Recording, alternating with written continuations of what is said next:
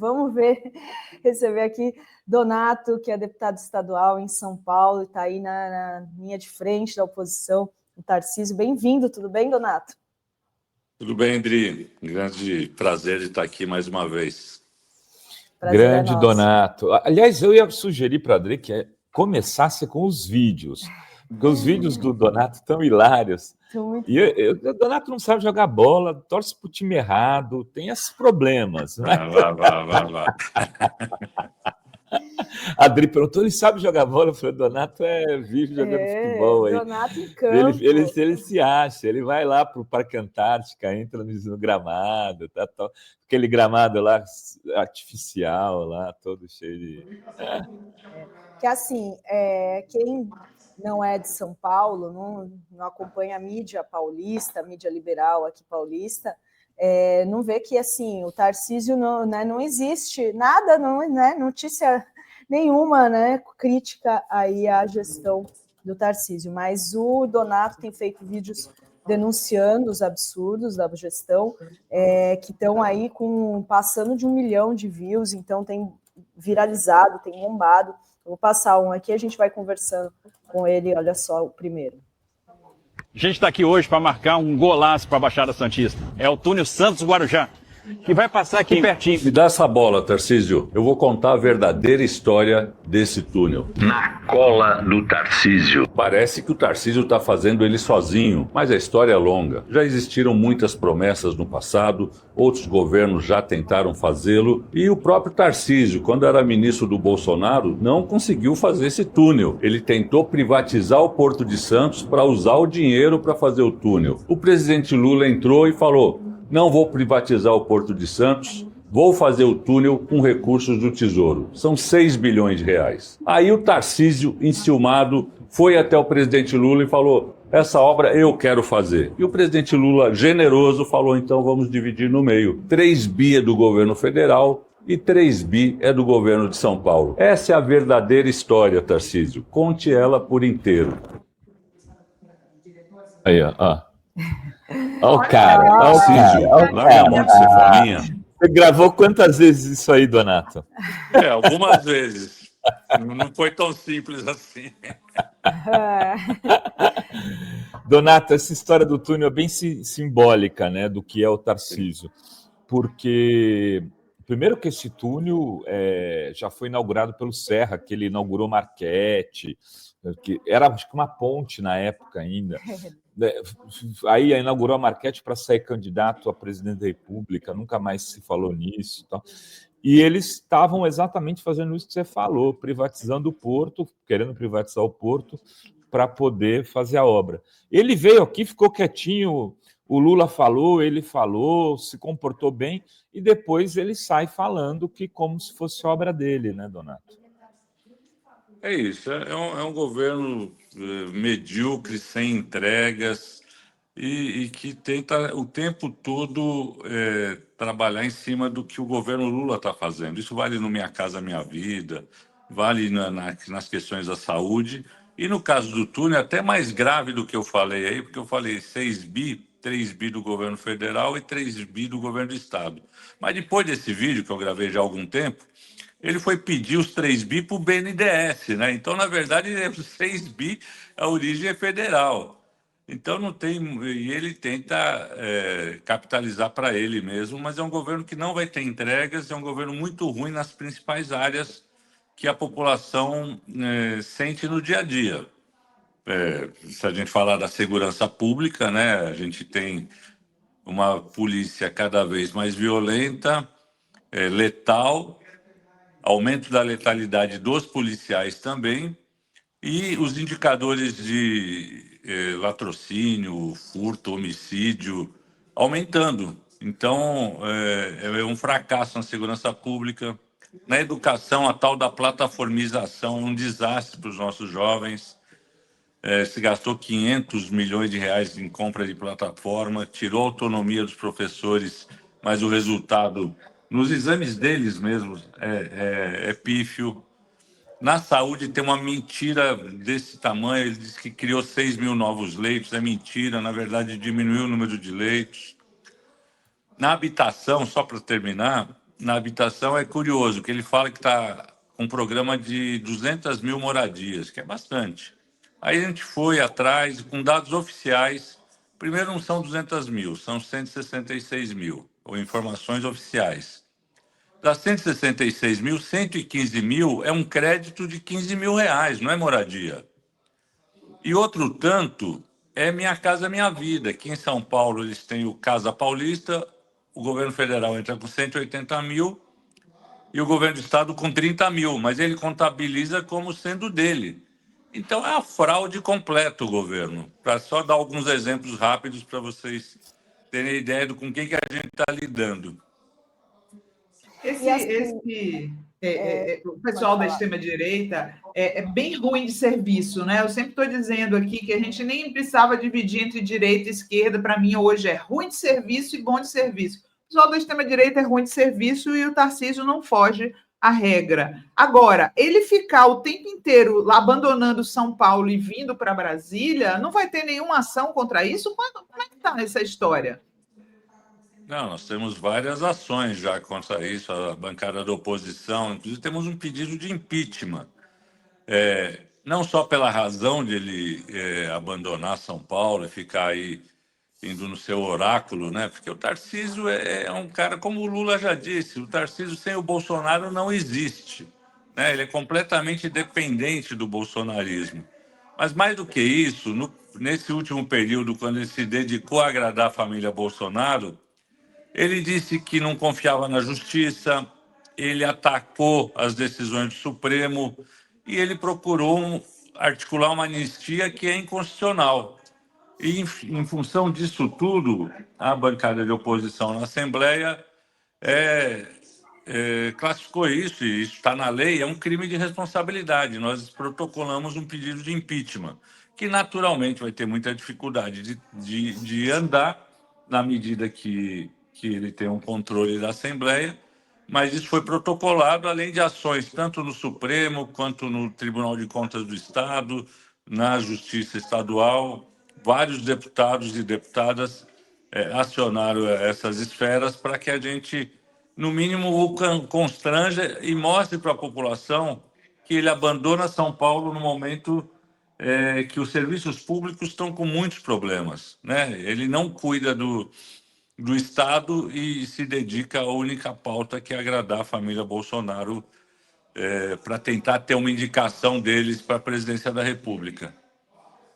E Donato, tem pessoas dizendo hoje, jornalistas, que, na verdade, ele foi nessa reunião se encontrar com o Bolsonaro para dizer que ele não vai ser candidato à presidência, que ele disputaria a reeleição em São Paulo. Qual que é a sua aposta? O Tarcísio fica em São Paulo ou vai ser o candidato deles em 2026? Olha, falta bastante tempo para a eleição. Não gosto de fazer esse tipo de aposta. Hoje, ele ficaria em São Paulo. Mas assim, a gente está num momento positivo do governo Lula. A gente vem de uma semana muito boa, né? Desde as manifestações, o enterro da PEC da blindagem, tudo que aconteceu, as Nações Unidas, a fala do Trump, ou seja, um momento muito... Mas a gente tem que também ter o pé no chão. A eleição do ano que vem vai ser difícil em qualquer cenário, porque o Brasil continua polarizado e dividido, e a gente tem que tomar cuidado. Nesse momento, as informações que a gente tem é que ele está muito abatido, porque ele percebeu o erro que ele fez ao embarcar na barca furada da anistia e tentando agradar a família Bolsonaro. Nem agradou, porque o Eduardo Bolsonaro continua o dinamitando e nem conseguiu anistia, nem a coisa evoluiu. E ele acabou sendo atacado, vejam só, a gente tem que olhar esses sinais, né? Pelos jornalões, né? Teve editorial do Estadão, da Folha, do Globo, condenando essa aproximação dele com o Bolsonaro, essa submissão ao Bolsonaro. E ele é um cara que nunca apanhou na vida, né? Do ponto de vista eleitoral, político, né? E ele está sentindo o drama. Então, hoje ele não é candidato a presidente. Mas se a gente olhar o cenário, quem será o candidato deles, né? Pode ter de novo uma ofensiva do mercado financeiro, do agronegócio, mesmo desses jornais, para tentar reposicioná-lo e tentar empurrá-lo para a presidência. Mas ele, candidato à reeleição, ele também está com um problema, porque os jornalões, a grande mídia, tenta vender o seguinte: ele é imbatível em São Paulo. E eu não acredito nisso. O governo dele é muito ruim. E ele não tem personalidade própria. Então, ele vai ter muita dificuldade nessa disputa. Para lembrar, o Haddad perdeu por 55-45. Se a gente tiver uma chapa forte, um discurso bem arrumado, a eleição vai ser nacionalizada, se a gente tem condição de ganhar em São Paulo. Eu falo isso já há algum tempo, porque eu acredito nisso, não é para animar a tropa, não. É que a gente está no dia a dia vendo o governo deles. E é um governo que tem a privatização da Sabesp e começa a mostrar os resultados trágicos para a população. Falta de água, água suja, conta que vem alta e não consegue reclamar. A gente vê as outras áreas todas, nenhuma entrega prevista. Então, a gente vê que é um governo que vai entrar o ano que vem muito frágil. E se a gente estiver bem organizado, bem alinhado e com o Lula bem na eleição nacional, a gente tem condição de ganhar em São Paulo. Então, vamos partir. Você está falando aí fazendo uma análise do jogo, mas você não colocou a escalação. Então, não, é fundamental a escalação. É. Aí é o que eu defendo. Agora, eu não sei o que vai acontecer, né? As pessoas têm... Eu acho que o Haddad tinha que ser candidato a governador. Eu acho que a gente tem um problema aqui do PT ao longo desses anos todos, que a gente nunca repetiu o candidato. E a gente meio começa do zero toda a eleição. A única vez que a gente repetiu, o Mercadante. Melhorou muito na segunda eleição. É que foi uma eleição que o Alckmin ganhou no primeiro turno, mas com a melhor votação da história do PT no Estado até aquela época, porque, na verdade, não tinha. O Russomano desidratou e a gente acabou não tendo segundo turno, mas ele poderia ter ido para o segundo turno e não foi por uma fração. O Haddad teve 45% dos votos, está sendo um grande ministro, a economia, tudo indica, vai estar bem, a gente vai ter isenção do imposto de renda, a gente vai ter toda uma condição de discurso, e ele já conhecendo o Estado, já tendo sido candidato ao governo, já tendo uma ideia para onde vai o Estado, dele ter um desempenho ainda melhor. E se você tem um desempenho ainda melhor do que 45%, evidente, você pode sonhar em ganhar, não é um delírio, não é uma coisa despropositada. Agora, evidente, depende das pessoas, depende do presidente Lula, o Lula vai escalar o time, tenho certeza. Então, eu acho que esse desenho era importante aqui, de ter o Haddad candidato ao governo. E ao Senado? E ao Senado? Então, nesse desenho da chapa ideal, eu acho que tem que ter o Alckmin. Para Senado? Eu acho o seguinte, eleição estadual, vocês podem falar, não, você está falando de um desejo que não vai se realizar. Mas em São Paulo se ganha ou se perde a eleição nacional. Em 2018, nós perdemos por 8 milhões de votos aqui em São Paulo. Em 2022, nós perdemos por 2 milhões e 300. Esses 5 milhões e 700 que a gente diminuiu a diferença é que deu a eleição nacional, que foi decidida por 2 milhões e 100 mil votos. Se aqui tem esse peso todo, se aqui a gente tem o coração da articulação política dos caras, e o Tarcísio, sendo candidato a presidente ou a governador, vai ser um elemento importante desse processo, nós temos que pôr o melhor time aqui. Essa é a minha opinião. Agora, evidente, bom, quem vai ser o vice, o Alckmin topa, o Haddad topa, não sei, mas a gente tem que dizer o que é melhor para o projeto. O melhor para o projeto é isso. Se a gente não vai conseguir realizar isso e vir com outros companheiros e companheiras, tudo bem, nós vamos fazer campanha, podemos ganhar da mesma forma, porque eleição polarizada, o Tarcísio, a gente tem que aprender com a história. Eleição polarizada, a eleição nacional puxa o Estado. Então, o Tarcísio ninguém conhecia, foi eleito governador puxado pelo Bolsonaro. Se o Lula está bem, vai bem, ele vai puxar o seu candidato ao governo. É evidente, se a gente tem um candidato já mais bem posicionado, a gente já começa muito forte, né? Isso pode criar uma onda junto ao eleitorado de arrastar setores mais titubeantes ou mais indecisos, né? E tem várias perguntas, mas eu queria passar antes um vídeo sobre os pedágios, né, Donato? Que é mais uma coisa que pode causar, vai doer no bolso das pessoas, e o Donato explicou muito bem num vídeo aqui, que também está bombando, tem mais de 1 milhão de visualizações. É influencer, o Donato é influencer, velho. Influenciador. Demorou para chegar nisso. Vamos ver aqui. Flow vem aí. E é bom você saber o que é Free Flow, porque vai doer no seu bolso. Na cola do Tarcísio. O governador Tarcísio tem feito várias novas concessões de rodovias pelo estado. E ele não conta o mais importante, é que o modelo de cobrança de pedágio nessas rodovias será o Free Flow, que é um pórtico com alguma coisa parecida com sem parar, que você passou, já está sendo cobrado. E qual o problema disso? Esses pórticos vão estar em média a cada 15 quilômetros.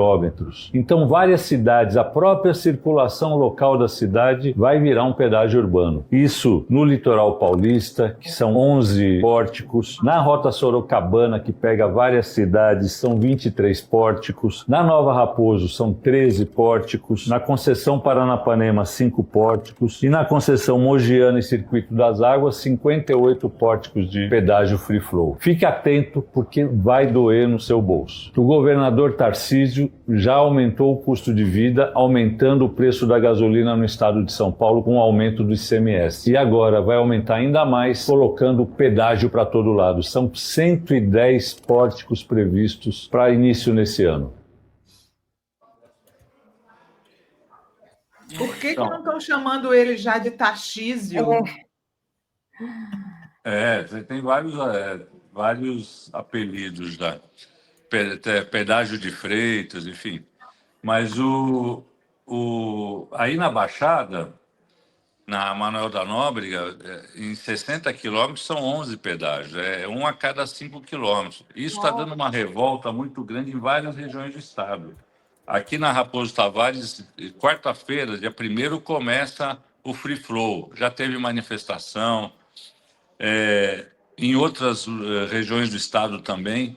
Então, esse é outro calcanhar de Aquiles, que mostra que o projeto dele de privatizar e conceder, que é a única coisa que eles se empenham mesmo, é no projeto de doar o bem do patrimônio público para grandes empresários. Então, essa coisa do pedágio vai ter um impacto grande em várias regiões do estado de desgaste do Tarcísio. Não, é um absurdo, né? Assim, e não sai na mídia paulista, né, Donato? Pois é. Não tem essa coisa do pedágio, não tem lugar nenhum, né? Não, imagina se fosse o Haddad. Não. Eu fico imaginando se fosse o Haddad a fazer esse tipo de operação que, assim, aqui, o Donato falou, são 11... É um absurdo, cara. Vai muitos lugares que são de deslocamento interno. Agora eles estão criando algumas exceções, né? Então, morador local não vai pagar em alguns locais. Aqui tem, perto de Bertioga, a Vila Marucara, eu esqueci o nome. Santos Bertioga, se atravessa, é do lado de lá, uma parte que ainda é Santos, é um pequeno bairro, pobre, inclusive, que vai ter que pagar pedágio. As pessoas se deslocam para Santos para trabalhar, quer dizer, todos os dias vão ter que pagar pedágio. É um absurdo. E a característica tem outra questão, de pedágio... né, deputado? Que as pessoas estão apontando que essas concessões foram dadas a pessoas sem licitação, a empresas. Quem foi que recebeu essas concessões? Não, teve um leilão, teve um processo de escolha, né? São as grandes empresas de sempre, aí a CCR e algumas outras empresas. Mas o pior é o seguinte, a justificativa do pedágio é que nós precisamos melhorar as estradas, precisamos ter investimento, e o investimento privado é que vai ajudar a fazer isso. Isso não é verdade. Vamos pegar aí a Manoel da Nóbrega, que vocês conhecem bem, e os paulistas em geral conhecem, porque dá acesso a todo o litoral sul. As obras serão feitas depois de 2030, 31, 32. Mas eles vão começar a arrecadar desde já. Então, na verdade, quem vai financiar as obras não é um investimento privado. É cada cidadão que vai passar no free flow e vai pagar. Então, primeiro você paga e depois vem as obras. E eles inventam uma história, não, os investimentos já começaram. O que é o investimento que já começou? É colocar uma ambulância do lado da pista, dar uma pintadinha lá na sinalização, é isso que eles chamam de investimento. O investimento grosso, que é duplicação, melhoria do traçado, enfim, as outras interferências que tem, só vão acontecer as pesadas depois de 2030. Então, você vai arrecadar... Isso é a lógica de todas essas concessões. Você arrecada primeiro e depois você faz o investimento. Então, não é investimento privado. Não é o privado ajudando o público, como eles tentam vender. Já me chamaram a atenção aqui, é Caruara o bairro.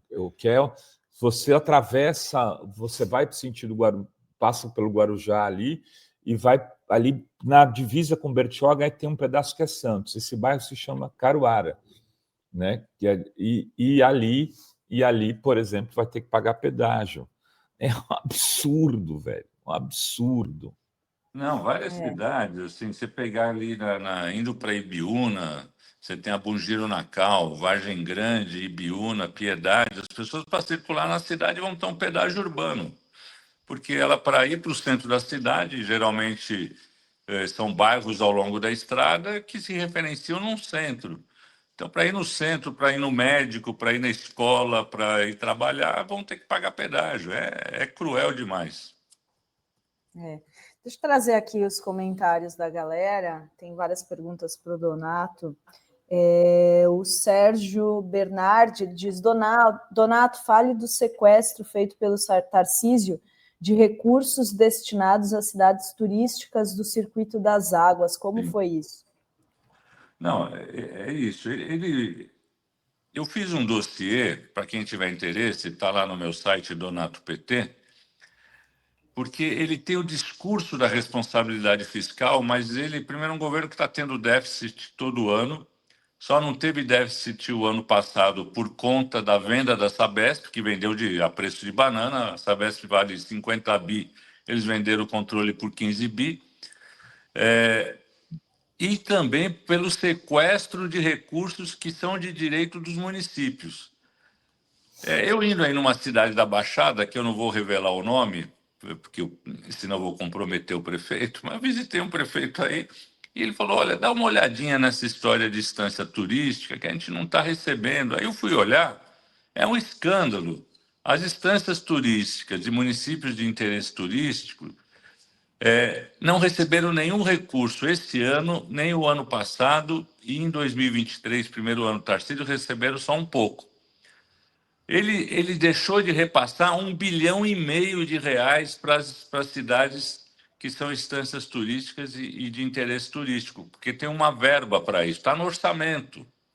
Então, esse é um jeito de governar, que é fazer o ajuste com o dinheiro dos outros, né?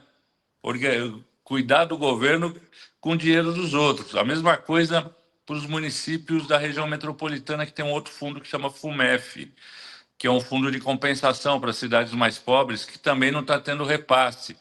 Então, e lá quem está na Secretaria da Fazenda é o tal do Kinoshita, que era o segundo do Paulo Guedes. Então, é o estilo de fazer o ajuste e aumentar a isenção tributária. As isenções tributárias, que não tem nenhuma transparência no Estado de São Paulo, que estavam por volta de 70 bilhões, o ano que vem vão ser de 85 bilhões de reais. E ninguém sabe quem será beneficiado. Porque é visto como sigilo fiscal, coisa que não tem o menor sentido. A gente está entrando na justiça por conta disso, porque o Haddad abriu quais eram as isenções fiscais do governo federal. Porque esse debate a sociedade tem que fazer. Porque eles dizem que são a favor do Estado mínimo para os pobres, porque eles se apropriam de Estado. 85 bilhões de reais de isenção fiscal é criminoso. Você está tirando dinheiro de um monte de políticas públicas que poderiam estar melhorando a condição de vida do povo e virando uma bolsa empresário. Algumas podem ter sentido, podem ajudar no emprego, no desenvolvimento de alguma região, mas vamos dar transparência e analisar uma por uma, porque a maioria, eu tenho certeza, é um jogo de compadrio dos amigos de sempre que vão ganhar sempre com o Estado sendo dirigido por esse tipo de interesse. Ô, Donato, uma curiosidade minha aí. O Kassab tem um projeto, 2030 dele, que é sair a vice agora do Tarcísio, para o Tarcísio sair candidato em 2030 e ele assumir o governo do Estado. Pelo menos era esse o projeto dele. Ele filiou prefeitos pelo PSD aos montes aí no interior do Estado. Como é que está esse projeto do Kassab? Você acha que o Kassab vai forçar essa situação, vai tensionar, ou ele vai se alinhar de qualquer jeito ao Tarcísio em qualquer condição? Como o projeto dele, isso é meio claro, né? Ele não esconde isso de ninguém, né? Como o projeto dele é esse, eu acho que ele vai ficar alinhado ao Tarcísio. Agora, o Tarcísio não sendo candidato a presidente da República, também ele tem alguma margem de se movimentar, né? Ele tem um partido relativamente grande, é o que tem mais prefeituras hoje, cresceu mais, pelo menos. Então, o Kassab é aquele jogador o tempo todo conversando com todo mundo, mas nesse momento ele está mais polarizado e mais inclinado em função desse objetivo dele a estar com o Tarcísio, eu acho. Está num projeto do centro-direita unido com a extrema-direita. Eu acho que é por aí que ele caminha e está pondo o Ratinho Júnior na jogada. Porque se o Tarcísio não for candidato, bom, alguém vai ter que ser nesse campo, né? Agora, o Ratinho Júnior vai ser candidato com um discurso completamente anti-Lula, da extrema-direita? Não sei, né? Não me parece que combina tanto nem com ele, nem com o Kassab, né? Sim. A Débora Bianchini, ela diz, a direita não reclama dos impostos, pedágio do governo Tarcísio, porque é para enriquecer os amiguinhos deles da concessão privada, é uma vergonha. Débora, também mandou aqui um superchat, dizendo, amigos TV Fórum, caso o ministro Roberto Barroso peça para sair do STF, eu lanço um nome progressista e plural que entende muito das leis, que é o Fabiano Contarato para o STF. Mas ele já disse que ele não vai sair não, viu, o Barroso. Ele saiu da presidência, né, hoje assume o Fachin, e o Edelso diz, paulista consumindo água contaminada devido à privatização da Sabesp. E a Tânia Yasmin diz, governo federal precisa divulgar essa questão da moradia em São Paulo urgente, não pode deixar para 2026 com a eleição. E a Luciana Mega está perguntando se essa aproximação do Trump pode ter interferência dos irmãos JBS. Diz que eles foram, né, se encontrar com o governo Trump, o Joesley, lá os batistas, pode ser, né? Vai, isso, né? Tem um boato em relação a isso, eu acho muito estranho. O lance que é verdade é que a JBS hoje é a maior vendedora de carne e frango dos Estados Unidos. 18% da carne do frango que se come lá vem da JBS. Então, o cara é um gigante, ele esteve mesmo com o Trump. Eu não duvido, tá? Sei o que é que o Donato pensa, mas eu não duvido que o Joelson tenha dado um empurrãozinho aí. Olha, eu sei o que está no jornal, né? O que a gente lê, enfim, no jornal é uma expressão antiga, né? O que está nos sites, né? Nas páginas aí. Mas pode ter tido, porque ele parece que ele é um player também nos Estados Unidos, né? Ele tem a empresa lá e foi um grande doador de campanha do Trump, né? E nos Estados Unidos isso funciona muito, né?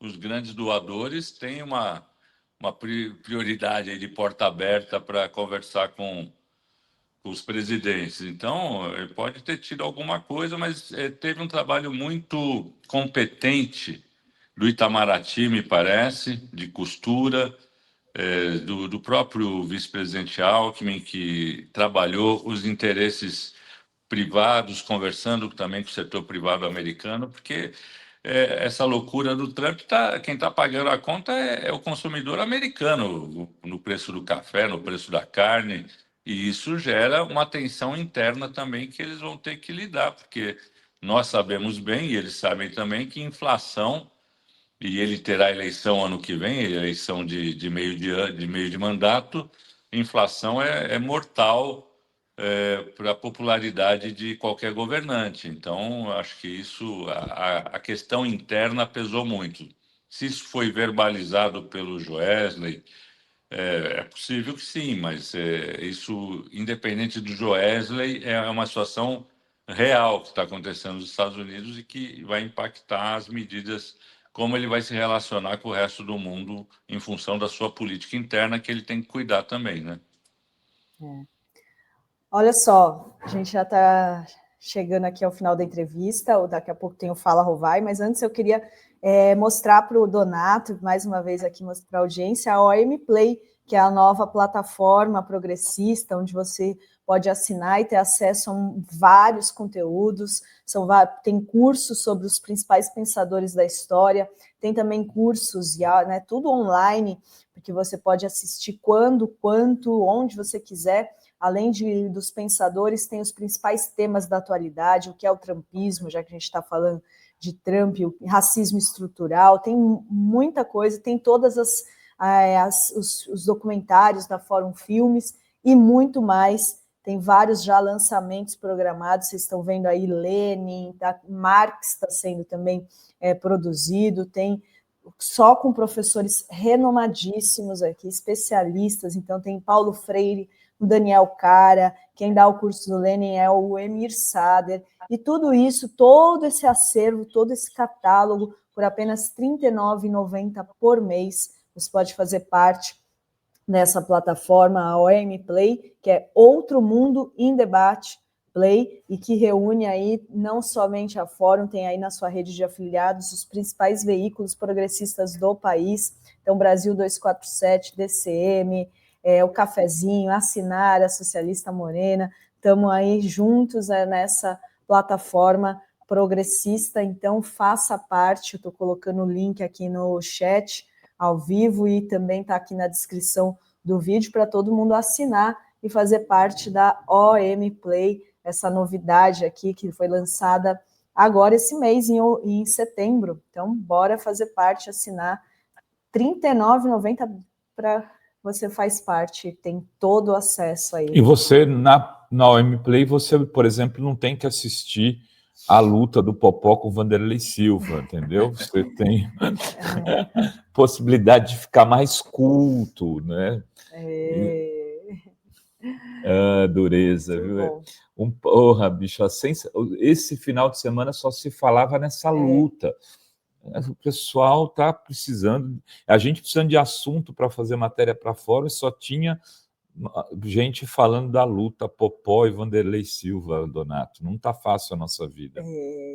Não está. Né? Teve porrada, né? Estou vendo aqui.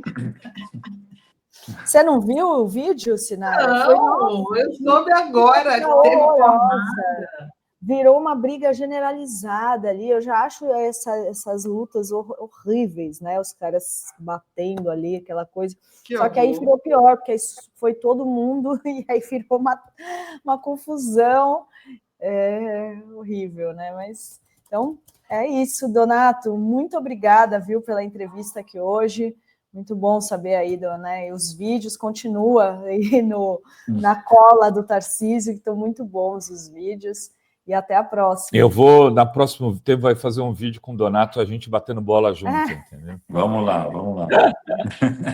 Valeu. Não pode durar muito, que a idade não permite, mas... Pois é, do jeito que eu tô, 2 embaixadinhas, acabou.